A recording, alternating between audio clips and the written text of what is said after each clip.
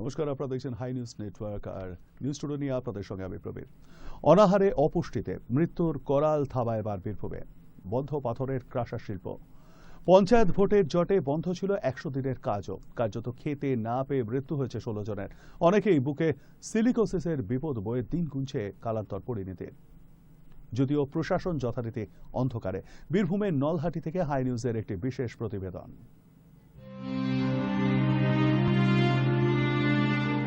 বীরভূমের নলহাটি 1 নম্বর ব্লক এলাকায় রয়েছে জেলার অন্যতম বৃহত্তর পাথর শিল্প।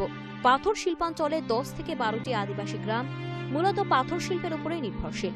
মাস 4 থেকে শ্রমিক মালিক দ্বন্দ্বে বন্ধ হয়েছে এলাকার পাথর শিল্প। পাথুরে এলাকা হওয়ায় চাষাবাদও তেমন হয় না। দীর্ঘদিন ধরে শিল্প বন্ধ থাকায় রুটি রুজিতে টান পড়েছে ওই সমস্ত গ্রামগুলিতে। পাথরের গুঁড়ো বুকে ঢুকে কর্মক্ষমতা কমেছে অনেক শ্রমিকের। তার উপর অনাহার থাবা বসানোয় সংকট দেখা দিয়েছে পরিবারে। ডাক্তার মানে পয়সা করে থাকবে তো বাবু, বন্ধ হয়ে গেল কাজ।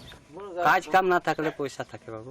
ভাত কোনোদিন খাই, কোনোদিন না খাই। কি ভাত ওই তাতে পান্ত ভাত খাবার বলতে গত বছর ধান চাল হয়নি।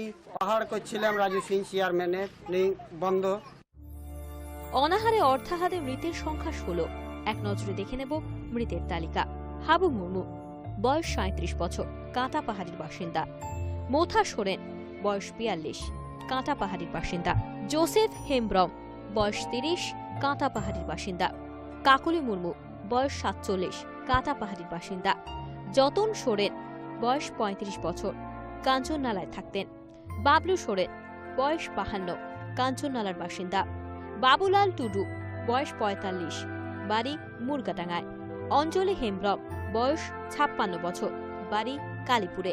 বাহামণি টুডু, বয়স 37 বছর, কালীপুরের বাসিন্দা। মন্ত্রী টুডু, বয়স 40 বছর, কালীপুরের বাসিন্দা। দুলাল টুডু, 46 বছর বয়স, কালীপুরের বাসিন্দা। গোবিন সোরেন, 47 বছর বয়স, শালডাঙ্গার বাসিন্দা। বর্ষণ মুর্মু, বয়স 51, গোবরাজিলির বাসিন্দা। নির্মল সোরেন, বয়স 36, গোবরাজিলির বাসিন্দা। লিশুরাম মার্দি, বয়স 40, চন্দননগরের বাসিন্দা। দিদিমণি হাসদা, বয়স 32, লক্ষণমারার বাসিন্দা। অর্থাভাবে অনেকেই আত্মহত্যার পথ বেছে নিচ্ছেন। কেউ ভাতের ফ্যান কিংবা তালের শ্বাস খেয়ে দিন কাটাচ্ছেন। শীর্ণকায় শরীরে চলার ক্ষমতাটুকু হারিয়ে ফেলেছেন অনেকেই। কেউ আবার বুকে সিলিকোসিস রোগ নিয়ে মৃত্যুর দিন গুনছেন। অথচ প্রশাসন এ বিষয়ে নির্বিকার। এখানকার মানুষ ক্যাসার খাদানে কাজ করে জীবন জীবিকা নির্বাহ করে, কিন্তু 2 বছর চাষ না হওয়ার জন্য আবার গত এপ্রিল মাস থেকে কিন্তু এখানে টানা 4 মাস ধরে ক্যাসার খাদানে নানা ঝামেলার জন্য বন্ধ চলছে। পাথুরে এলাকায় 16 জনের মৃত্যুর কোনো রিপোর্টই নেই রামপুরহাট মহকুমা শাসক রত্নেশ্বর রায়ের কাছে। আর সমস্যা নিয়ে আমরা এখানে মিটিং করেছি।